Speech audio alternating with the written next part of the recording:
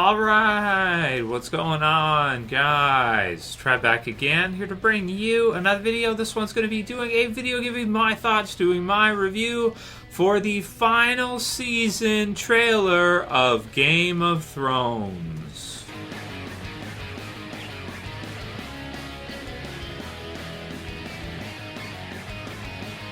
Alright, I'll put the link in the description so you guys can go ahead and check this one out if you haven't seen it yet. I'm sure basically everybody's pretty much seen it now, but the link's there anyway. Finally, HBO has released the trailer, the first official full trailer for Game of Thrones' final season. So that makes it season 8 of Game of Thrones, the final year for Game of Thrones, man. And it's a short season too. It's not going to be not last year, but season 7 for Game of Thrones. It was kind of a shorter season, but in reality, all it really was kind of like a season without any filler. It was just all the good stuff without all the extra stuff that you might throw in to make it like a 10-episode season or something. So here's to hoping that this season is the same kind of deal, where it's it's shortened, but there's no filler at all. It's just, what you need.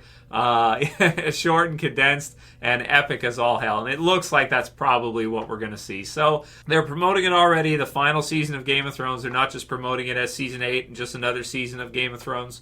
This is it. This is the final season. This is the end. Yes, Game of Thrones is ending. Yes, these are going to be the last final episodes of the series. And as such, a little bit sad mixed in there, right? Like epic and excited, but also sad at the same time because the series is going to be over.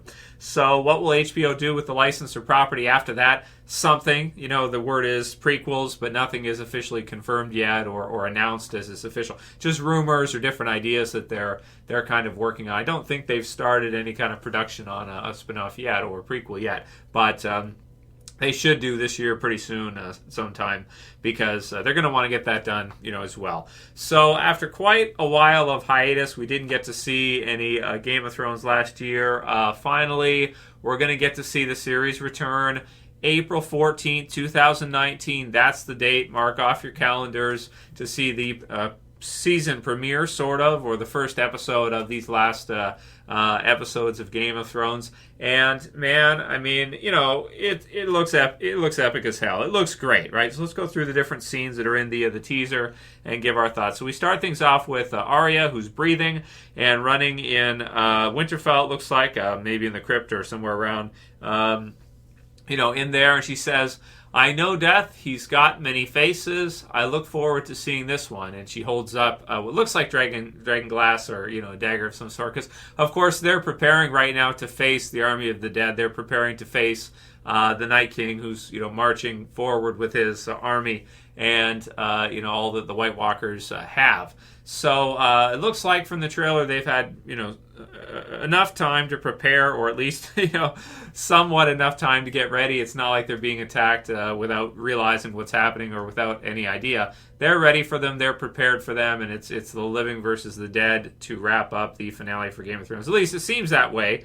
That'll probably be the first battle of the season. But of course, as a lot of us are thinking, Cersei should be in there somewhere. Will there be some twists and turns as things go through here in these last several episodes? And who will be the final boss battle? Will it be Cersei or will it be Night King? Will Cersei turn on the others? It looks like she might. So you can see the Greyjoys sail one of their ships, and what looks like maybe the Golden Company. So we'll see for that, a group of mercenaries that Cersei may have hired, maybe them kind of coming in. Will she lend aid to the others? It looks like from the trailer that Jaime wants to. He wants to fight for the side of the living, so he wants to fight for the good guys. Is he going to go against Cersei? Will she go with him? I tend to think she probably won't, right? She's not the type of... She strikes me as... I would be shocked if she actually sends... troops to a significant amount of troops to help, or sends the Golden Company in to help and does it on her own dime. I tend to think that's probably not going to happen, and it'd be more within character for her to let that battle go down and then just sit and wait to see who wins and then kind of come through at the end. But I could be wrong in that. Who knows? Maybe Cersei will turn over a new leaf. Maybe she will help the others, but I tend to think probably not, right? Okay, and then it says, everything you did brought you where you are now, where you belong. I think it's Bran, I think, and then you've got Samwell, and he's looking for the voiceover. And, not too much to say about that one. I mean, it's good that he's back with the others and everything. And I feel like they've done a really good job of kind of taking all the different storylines we've had throughout the series, all the different characters in the different locations. Daenerys before being in Meereen and being overseas and being in different place, and then the Golden Company, all the different locations culminating together in this final season without any loose strings. They're all coming together to see this final battle play out and the whole thing kind of go down here. So we have Queen's Landing, I guess you could say, right? King's Landing, and Cersei, and she's smiling with the Mountain and her usual group around her with their new armor. The costume designs are always amazing, right? Really, really cool as per usual. You've got the dragons flying over Winterfell, and then you've got Jon with a voiceover. You also have a mention of home from Bran before, and Daenerys and Jon riding in. You've got the dragons and everything flying over Winterfell, and it just feels really good to see again all these different characters culminating together, for one final hurrah, for one last epic battle or season for the series. It's just really cool because I remember all those years, with a lot, when they did more episodes and everything, you'd have all these storylines, spread out all over the place. And it's just really cool to see them all kind of coming together now at the end and more centralized than the series. It might be more centralized than the series has ever been. We'll see, right? Because usually with Game of Thrones, you get stuff going on, separated up all over the place. You've got, so Jon, they're coming. Our enemy doesn't tire, doesn't stop, doesn't feel. So it's pretty epic, right? You can see it, kind of coming up here to something that probably will be even more epic than Battle of the Bastards was. And I would still say that Battle of the Bastards is the best battle episode or the best army, fight I've ever seen in probably a TV series. And something that could rival most movies, maybe better than almost any movie I think I've ever seen. Battle of the Bastards is incredible, right? Still one of the best episodes of the series, no doubt about it. So then we've got Jon saying that, Jaime fighting, and it looks like you can see him in there, and it looks like he might join the others based on what he says. I promise to fight for the living. I intend to keep that promise. So will he take whatever troops he has and go and lend aid to the others?